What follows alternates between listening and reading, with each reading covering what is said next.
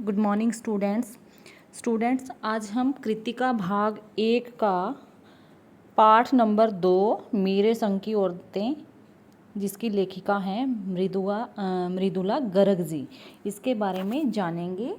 और ये जो पाठ है मेरे संग की औरतें, ये एक कैसा पाठ है? ये लेखिका द्वारा लिखा गया एक संस्मरणात्मक गद्य है, यानी कि लेखिका जो हैं उनकी मतलब स्मृति के आधार पर लिखा गया एक गद्य है। और इसमें लेखिका ने अपने परिवार के औरतों, अपनी नानी, अपनी माँ तथा अपनी चारों बहनों के बारे में बताया है। और उन्होंने तत्कालीन घरेलू, आर्थिक, सामाजिक और शैक्षिक स्थिति से हमें परिचित करवाया है कि उनके टाइम में कैसा था। तो लेखिका अपनी नानी के बारे में कहती है कि उन्होंने अपनी नानी को नहीं देखा, क्योंकि उनकी मृत्यु उनकी माँ यानी लेखिका की माँ की शादी से पहले हो गई थी। और उनकी नानी परंपराओं को मानने वाली थी, अनपढ़ थी, पर्दा करने वाली महिला थी।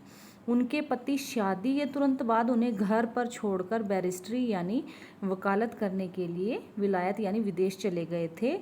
और कैम्ब्रिज विश्वविद्यालय से उन्होंने वकालत की डिग्री ली और फिर वापस आए। और जब वो वापस आए तो उनका जो व्यक्तित्व था वो यहाँ से भिन्न था, क्योंकि वो जो है विलायती यानी बाहर की विदेशी रंग में रंगे गए थे। ठीक है, तो नानी इन बातों से दूर रहकर अपना जीवन अपने ढंग से जीती थी। उन्होंने कभी भी अपनी इच्छा का इजहार, अपनी बात को अपने पति के सामने कभी प्रकट नहीं किया।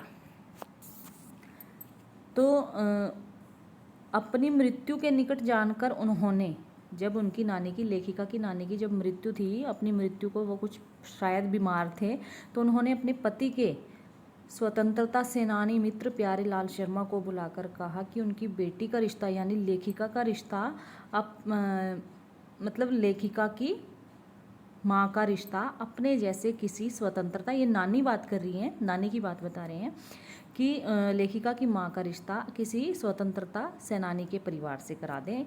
उनकी इच्छा अनुसार लेखिका की माँ का विवाह आज़ादी के आंदोलन में भाग लेने वाले एक होनहार लड़के से किया गया। इस कारण उन्हें सादा जीवन जीना पड़ा।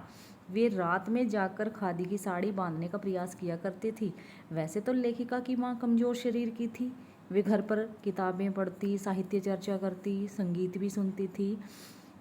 और कहती कि एक तो माँ झूठ नहीं बोलती थी। लेखिका कहती हैं कि माँ कभी झूठ नहीं बोलती थी। दूसरे लोगों की गोपनीय बातें अपने तक ही सीमित रखती थी और इसका कारण उनका घर और बाहर दोनों ही जगह मान सम्मान था। तो ऐसे ही लेखिका की परदादी भी थी। अब उन्होंने बात किसकी की है? अपनी नानी की और अपनी माँ की शादी को लेकर। और लेखिका अपनी परदादी के बारे में कहती हैं कि वह सदैव, उनकी दादी लीक से हटकर काम करती थी और वे फालतू सामान इकट्ठा करने की बजाय उस फालतू सामान को जो है दान दिया करती थी। ठीक है, तो उन्होंने अपनी बहू के गर्भवती होने पर मंदिर में भगवान से लड़की पैदा होने की मन्नत मांगी। यानी कि लेखिका की माँ जब गर्भवती थी तो लेखिका की दादी ने भगवान से लड़की पैदा होने की मन्नत मांगी थी और यह बात सभी को बता दी। उनकी बार बार की मन्नत से भगवान ने अफरा तफरी में आकर एक के बाद एक 5 कन्याएं उतार दी और बेटा केवल एक। यानी कि जो लेखिका की 5 मतलब 4 बहनें और थी, यानी कुल 5 बहनें थी और भाई एक था। और एक बार क्या हुआ, हवेली के मर्द यानी पुरुष किसी बारात में गए थे और औरतें रत जगा कर रही थी, यानी रात को गीत संगीत का कार्यक्रम कर रही थी। तो उन्होंने क्या किया, वहाँ पर चोर उसी कमरे में घुस आया जिसमें परदादी सो रही थी। तो कुछ आहट होते ही दादी की आंख खुल गई और चोर डर गया। तभी परदादी ने चोर से पानी लाने को कहा।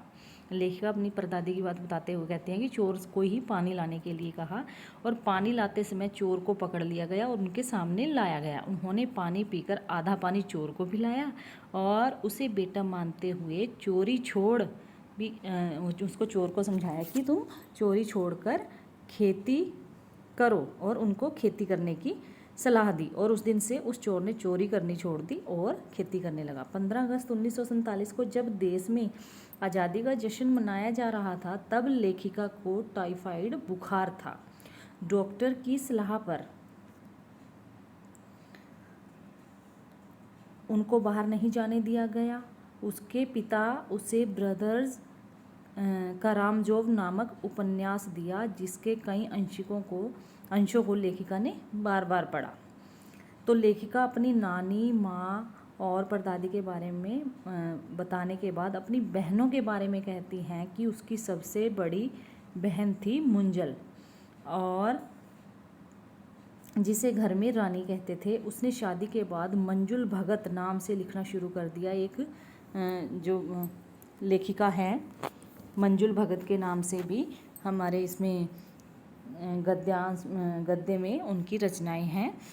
और उस दूसरे नंबर की बहन ने शादी के बाद मृदुला गर्ग नाम से लिखना शुरू कर दिया, जिसका लिखा जो है हम आज यहाँ पर ये पाठ रीड कर रहे हैं।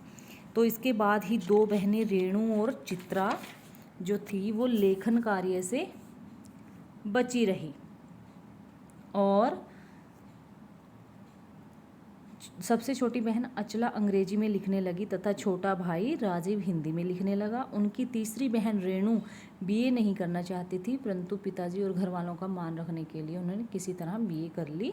और उनकी बहन रेणु स्वयं कम, दूसरों को ज़्यादा पढ़ाती थी। उसके अपने अंक कम, किंतु उससे पढ़ने वालों के अंक अधिक आते थे, क्योंकि जो उनकी सिस्टर थी रेणु, वह बहुत दृढ़ निश्चय थी। उसने अपनी पसंद के लड़के से ही शादी की थी।